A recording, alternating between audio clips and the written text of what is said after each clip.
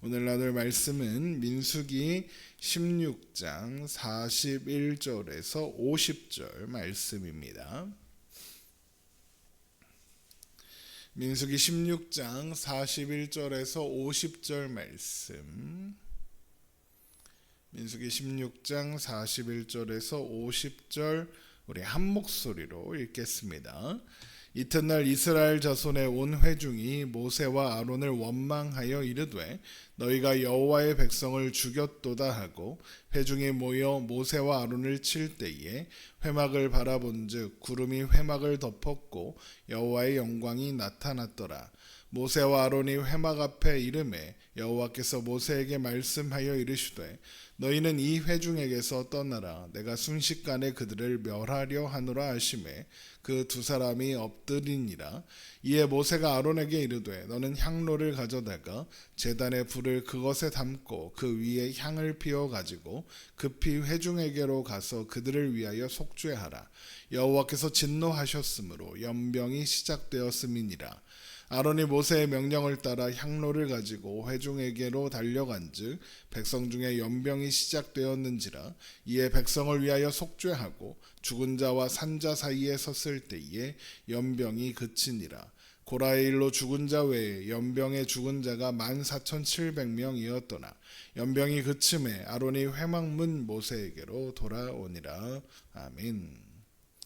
모세와 아론에게 대하여 반기를 듬으로써 하나님을 대적했던 고라 일당들이 모두 죽었습니다. 이것은 하나님을 대적하고 멸시하는 것, 그러니까 하나님을 떠나는 것이 얼마나 심각한 결과를 초래하는가를 보여주는 장면이었습니다. 그런데 그 일이 있고 다음 날 이스라엘 온 회중이 모여 모세와 아론이 여호와의 백성을 죽였다며 원망하기 시작했습니다. 민수기 16장 41절입니다. 이튿날 이스라엘 자손의 온 회중이 모세와 아론을 원망하여 이르되 너희가 여호와의 백성을 죽였도다 하고입니다. 이것은 단순한 원망이 아니었습니다. 이스라엘은 바로 전날 하나님의 심판을 직접 눈으로 보았습니다. 그런데 그것을 모세와 아론이 행한 일로 치부합니다. 그러면서 고라와 함께 죽은 자들이 여호와의 백성이다라고 주장하고 있습니다. 이것은 사실 오해이며 오류라고 할 수 있죠. 먼저 그 일은 모세와 아론이 한 일이 아니었습니다. 명백하게 하나님이 행하신 하나님의 심판이었죠. 모세와 아론이 무슨 능력이 있어서 땅을 갈라 고라 일당을 삼키게 하며 무슨 힘이 있어서 250명을 일거에 불살라 죽게 하겠습니까? 그런데도 이런 말을 하는 이유가 무엇이냐? 바로 모세와 아론을 세우신 하나님을 원망하고 있다라는 겁니다. 하나님이 그들을 죽여서는 안 됐다라고 주장하는 거죠. 그런데 그 이유가 뭐라고 합니까? 그들이 여호와의 백성이기 때문이다라고 주장합니다. 자, 그러면 이게 지금 고라와 함께 죽은 자들을 동정해서 그들이 억울한 죽음을 당한 것 같아서 편드는 걸까요? 그럴 리가 없습니다. 이스라엘 온 회중은 기본적으로 이기적입니다. 그들은 고라의 편을 들었다가 하나님의 심판 예고가 임하자 모두 거리를 두고 물러났던 사람들입니다. 그 결과 그들은 살아남았습니다. 왜요? 하나님께서 그들을 보존하시겠다고 말씀하셨기 때문이죠. 그런데 그런 그들이 지금 이런 원망을 합니다. 왜 이런 원망을 하는 거겠습니까? 불안한 겁니다. 두려운 거죠. 뭐가 두렵고 뭐가 불안할까요? 고라와 그와 함께 죽은 사람들처럼 될까 불안한 겁니다. 그래서 이런 식의 원망을 쏟아내며 하나님은 하나님의 백성을 죽이는 존재냐라고 따지는 겁니다. 그리고 그런 불안은 구체적인 행동으로 표출됩니다. 바로 이스라엘 온 회중이 모세와 아론을 공격하려고 했다라는 거죠. 그러면 어떻게 되겠습니까?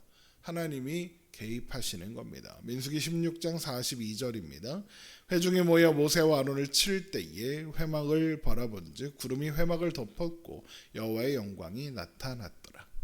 하나님께서 모세와 아론을 사람들이 치려고 할 때 개입하셨다라고 합니다. 이것은 모세와 아론을 보호하시기 위해서이기도 하겠지만 두 사람에 대한 공격이 곧 하나님에 대한 공격이라고, 도전이라고 인정하셨다는 뜻입니다.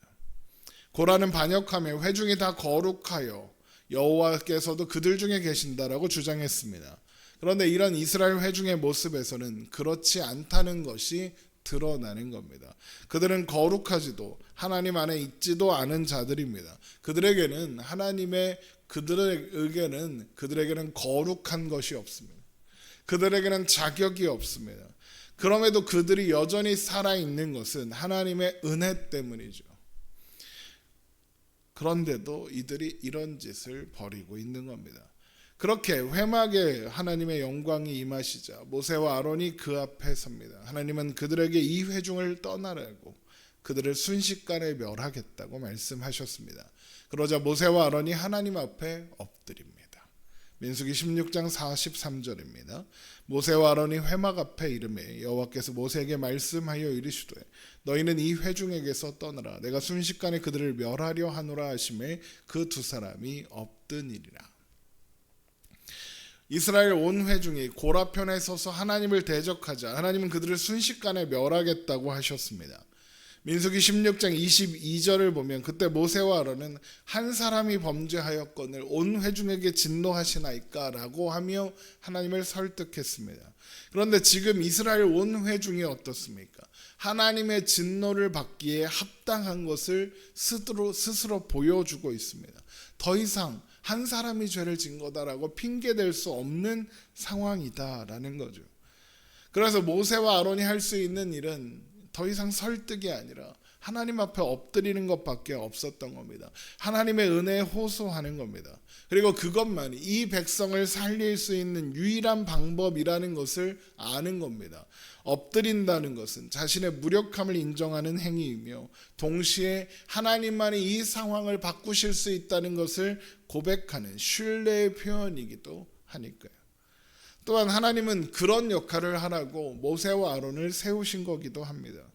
고라는 모세와 아론을 향해 왜 너희만 높이냐고 따졌지만 두 사람은 높아져서 어떤 특권을 누리기 위해 존재하는 사람들이 아니라 바로 이런 상황 속에서 이스라엘과 하나님 사이에 서서 하나님 앞에 엎드리기 위해서, 낮아지기 위해서 세워진 사람들이었던 겁니다. 이스라엘이 멸망받아 마땅할 때 하나님 앞에 엎드려 그들을 위해 호소하는 자리가 바로 제사장의 자리이고 지도자의 자리다라는 겁니다. 그리고 이것은 당연하게도 예수님을 예표하는 것이죠. 예수님은 우리를 위한 중보자로 이 땅에 오셨고 그 결과로 우리는 우리의 자격 없음과 죄에도 불구하고 하나님의 자녀, 하나님의 백성이 되는 영광을 누리게 되었습니다. 그리고 예수님은 지금도 이 순간에도 하나님과 우리 사이에 서셔서 우리를 위해 간구하고 계십니다. 우리를 위해 중보하고 계십니다. 그리고 그것은 우리가 하나님 나라에 입성할 때까지 계속될 것입니다. 우리들 또한 오늘을 은혜로 살고 있다는 겁니다.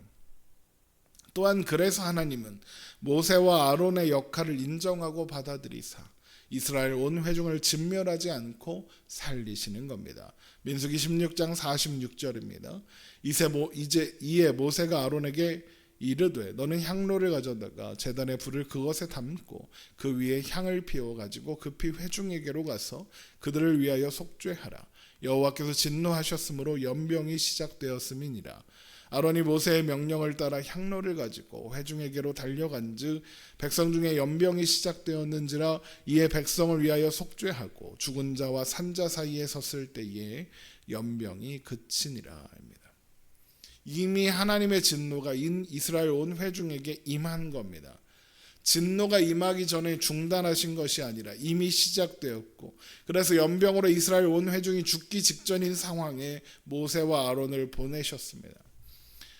이것은 이스라엘에게 자신들의 현실이 무엇인가를 분명하게 확인하시려는 의도입니다.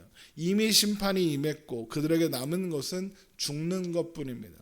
그게 이스라엘의 상태인 거죠. 그들은 죽을 수밖에 없는 존재, 자격 없는 존재.